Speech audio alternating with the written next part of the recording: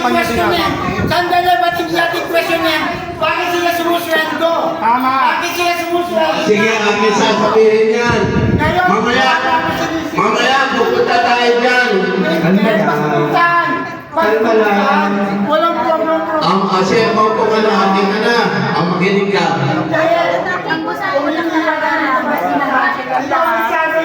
Mga ayaw bumaba, paano may mga lihim ng gusto. Bumaba kayo mga. Teka, Manny, hindi na tayo, pero nag-live kayo. Bumaba kayo. Nagpunta kayo doon. Nagpunta kayo doon. Hihinto na tayo ha. Pero nag-live kayo. Kayo ang nagsisimula ng gulo dito sa Teka. Umupo ka. Isipin mo na yung ginagawa mo. Ikaw ang napapatuloy dito sa Teka. Hindi ka mo Teka mo sa akin dito. Nananagay ka ng Sabado. Susugod kayo doon. Alam mo ba na apat na lang sila? Dapat lang kami. O bakit? Teka. Nung pumirma kayo ng Sa board. hindi kayo pumirma sa atin. Sige, sabihin mo, apat. Ang totoo niyan, huwag mo ibilang yung apat ito na. Pag natin ibilang yung dalawa, hanggang may kaso ka, nakalagay ka sa GIS, suspended DOD ka dahil sa kaso mo. Ayan si Marlay. Kapilang ka pa rin, pero suspendido ka. Hindi ka makakaan. Sige na. Dapat nakalagay sa direksyon. Wala ka sa professional, bakit ka lang mag-ibig ko lang Sige, okay. Sa bar ko tayo. Hanapan nun eh, demanda pa ako. Ma'am Carmen. Oh.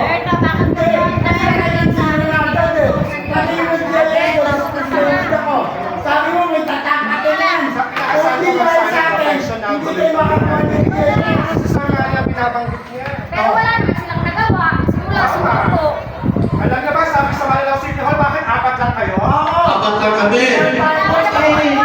Sa atin, sa batas, i-contest mo. Ako, Pero kayo hindi yung sa isa't isa. Pero lang na, Teka. Kaya. mag-election kayo. Teka, wait, teka lang. Tapusin muna, kaya makinig ka muna. Hindi kasi namin natapos kung hindi kayo makinig. ay sa isa lang. Teka, sinisigaw ninyo na apat lang kami. Alam mo ba? Teka ha. Panlima ka! Panlima ka! Suspendido ka! Ngayon, ayaw nagbilang sarili mo.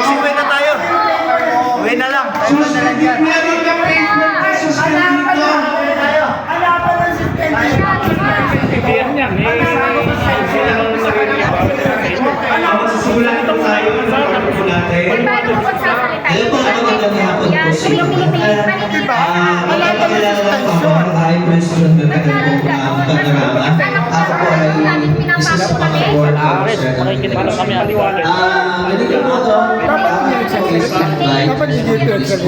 sa GE para tagin pa rin nila. So, nakakaroon po ng ating mga visual Laging ganyan mo eh. Laging ganyan. Though we are going to deal with fictionalism when it comes to the problem. Alam niyo po, there are some legalities na dapat po we can question it through legal impediment. So, meron po kayong mga hinaing, meron po kayong mga questions, then do it through legal. Huwag po sa ganito. Nakakahiya po tingnan sa inyo pong mga constituent, sa inyo pong mga homeowners, na inabala niyo po ang kanilang oras ng panahon para pakinggan po kayo, pero andito po kayo nag-aaway-away sa harapan ninyo. Ano po yung spirit of leadership na ipinapakita niyo po sa kanila? Di po ba? So, hindi po dapat ganito. So, meron po tayong mga legal na proseso to question everything. Di ba? Kung meron man po kayong mga hinayin sa ganyan, throw legal papers, gawin po natin. Huwag po ninyo gawin pagsisigaw para tayong mga bata po dito. Nakakalungkot at nakakadismaya po bilang po isa sa mga malayo po pinagalingan din, Lobaligado. So, just to observe, wala po kaming kinakampihan po dito bilang liderasyon. We are here just to witness and documents kung ano po ang kinakailangan po na makakatulong po ang federasyon just to resolve the internal issues. Pero kapag ganito po mangyayari, katulad yan, lahat po tayo mga professionals. No? So let's tell it professionally. Lahat tayo nakapag-aral. Di ba? So, hindi po ninyo kailangan magsigawan po dyan. Di ba? Huwag po kayo magsisigawan sa harap po. JJ po ang inyong invitation sa mga homeowners nyo.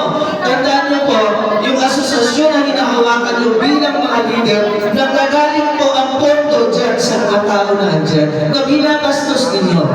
Hindi po kayo ang nagbabastosan, kundi yung mga member homeowners na po ang binabastos ninyo. Nasaan po ang pagiging tunay na leader niyo po sa inyong community? Kaya po nakikiusap po ako sa inyo. Bilang kami po ay mga inimbita po dito, please lang po, deal it professionally. Magsalita ang isa, if you have some question, let them answer. Kung kayo nagsasalita, para tayo teacher din po ako eh. Sa estudyante ko, hindi po pwede yan.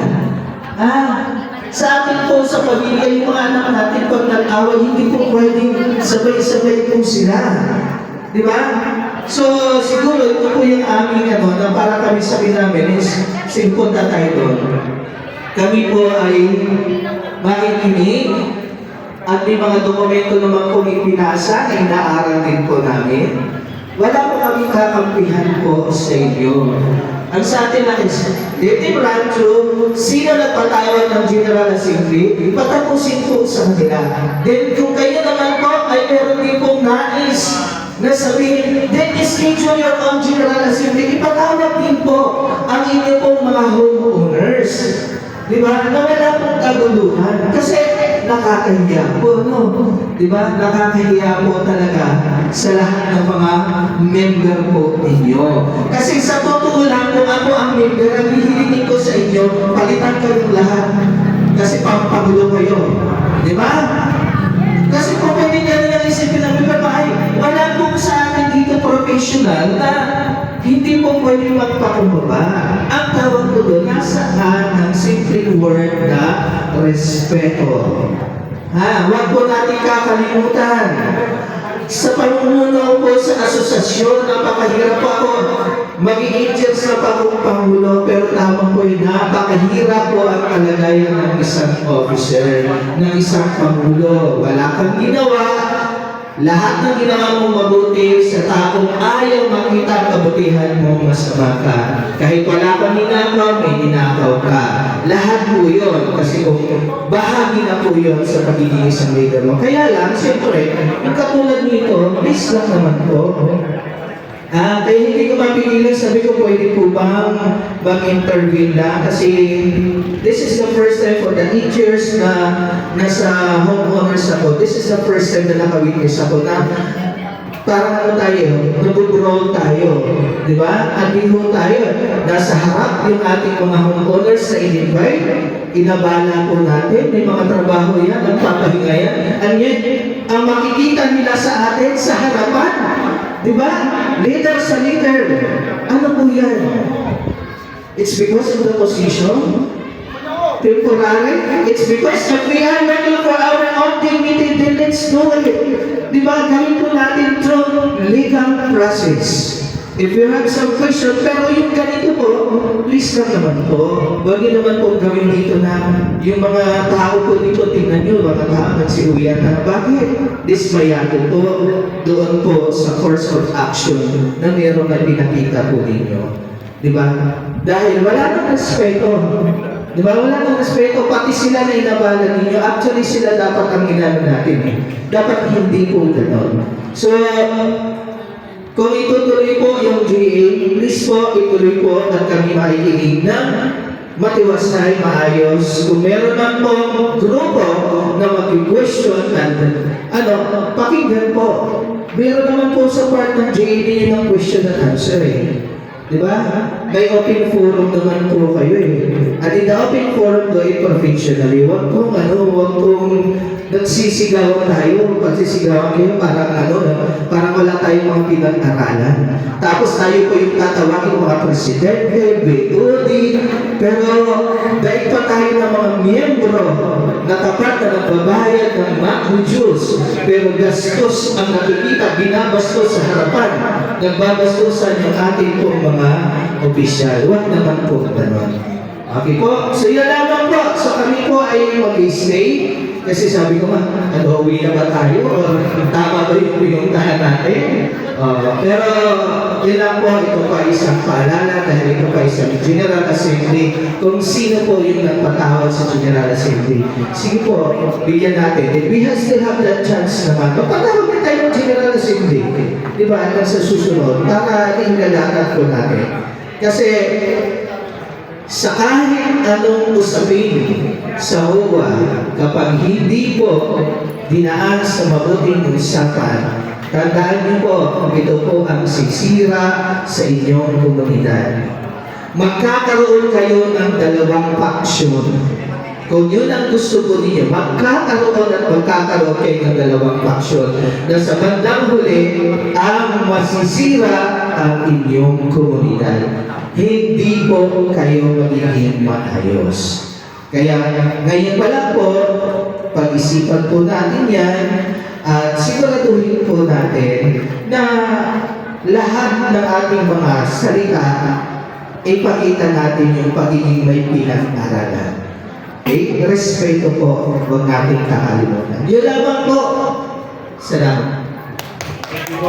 Salamat po sa isang magandang ditawan niyo po sir. Talagang respeto lang po. Respeto po sa sarili, respeto sa kapwa. Kahit mayaman, mahirap, pag may respeto po kayo, igagalang po kayo. Kahit hindi ho tayo nag-aral, may respeto kayo sa kapwa nyo, igagalang kayo ng kapwa nyo, kahit mahirap po kayo, kahit bulubi kayo. Sige po. Ayan po. Ayan po. Let's go with the proper forum.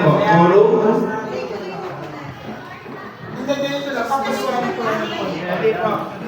Bigyan mo lang ang microphone. Sandali lang po. Meron tayong program. May program po tayo. Kasi point po. Diba? Kasi ganito po. Noong October 12, nagkaroon ng GA. Puro paninira yan. Lahat nakadokumento yon. Ngayon, ito na naman may GA. Tungkol na naman sa akin. Ba't hindi tayo maglapat? Kung talagang professional din tayo at respetado, ba't hindi tayo maglapat ng mga programa? Mag-focus na tayo sa mga program. Let's move on na nga. And then kung may legalities, without legalities. Hindi Tira. Okay, tumitira. Ito na nga po tayo sa program. Kaya maliwasan natin na umalis mo yung mga tao. Hindi, wala. Yun na ang sinasabi ko. Kung talagang meron tayong professionalism na dahil, sabi no, nag-test mo po. Nag-usap-usap. Okay, ang susunod po sa ating program ay presentation of Law Bylaws, mga special na importanteng seksyon.